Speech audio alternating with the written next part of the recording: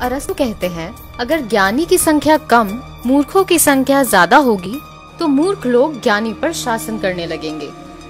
मानो या ना मानो, लेकिन भारत है तो मूर्खों का, महामूर्खों का ही देश है। आपको ये बात भले ही अटपटी लगे, लेकिन अकाट्य तथ्य तो यही साबित करते हैं कि भारत बकायदा एक मूर्ख प्रधान देश है। भारत यदि मूर्खों का देश ना होता तो 130 करोड़ लोग वाले इस देश में कैसे एक आदमी लाखों का सूट बूट पहनकर कहता है कि मैं गरीब हूँ और जनता उसे गरीब मान भी लेती है। मोदी की एक ही जाति है, गरीब। भारत यदि मूर्खों का देश ना होता तो सीबीआई, ईडी, आईटी, एनआईए जैसे एजेंसियां जिस एक आदमी की कठपुतली है, वो आदमी कहता है मुझे सताया जा रहा है और लोग मान भी लेते हैं। भारत यदि मूर्खों का देश ना होता तो जिसके पास संसद में भरी बहुमत हो, जिसकी पार्टी 22 राज्यों में सत्ता में हो, वो कहे कि विपक्ष उसे संसद में काम नहीं करने दे रहा और लोग मान भी लेते हैं। भारत यदि मूर्खों का देश ना होता तो भ्रष्टाचार में जेल काट चुके लोगों को टिकट देकर भी कहता है कि मैं भ्रष्टाचार के खिलाफ लड़ रहा हूँ, लोग उसे भी सही मान लेते हैं। भारत यदि मूर्खों का देश ना होता तो जिसके शासन में सबसे ज्यादा भारतीय सैनिक शहीद हुए, वो कहता है कि दुश्मन उससे कांप रहा है।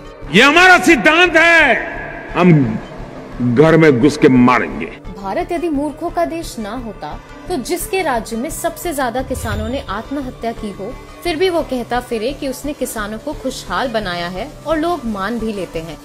भारत यदि मूर्खों का देश ना होता तो जिसके राज में बलात्कार की वारदातें रोजाना नए कीर्तिमान बना रही हो, फिर भी वो कहता है उनका बेटी बचाओ अभियान सफल है और हम मान भी लेते हैं। बेटी बचाओ, बेटी पढ़ाओ। काला बाजारी को खत्म करने का दावा करके नोटबंदी करने वाला छोटी बड़ी लाखों भारतीय कंपनियां बंद कराकर 2.5 करोड़ भारतीयों को बेरोजगार करके कहता है नोटबंदी सफल रही और लोग मान भी लेते हैं। ये नोटबंदी लगी, ये सबको बाहर आना पड़ा और वही रुपये हैं जो आज इतना सारा काम हो रहा है। देश का प्रधानमंत्री कोरोना वायरस जैसी आपदा में सरकार की तरफ से की गई व्यवस्था के बारे में जानकारी देने की बजाय लोगों से ताली और थाली बजाने की अपील करता है और लोग अपनी छतें, बालकनी और गलियों में जुलूस लेकर निकल जाते हैं।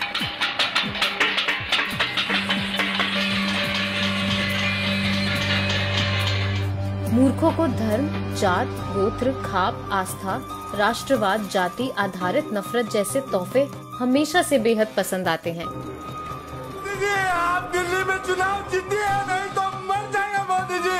आप मेरी जान है मोदी जी, आपके बगैर नहीं जी सकते मोदी जी, नहीं जी सकते आप मोदी जी। शिक्षा, रोजगार, स्वास्थ्य सेवा जैसी बुनियादी जरूरत मूर्खों को नहीं दिखाई देती। वाह मोदी जी, वाह वाह।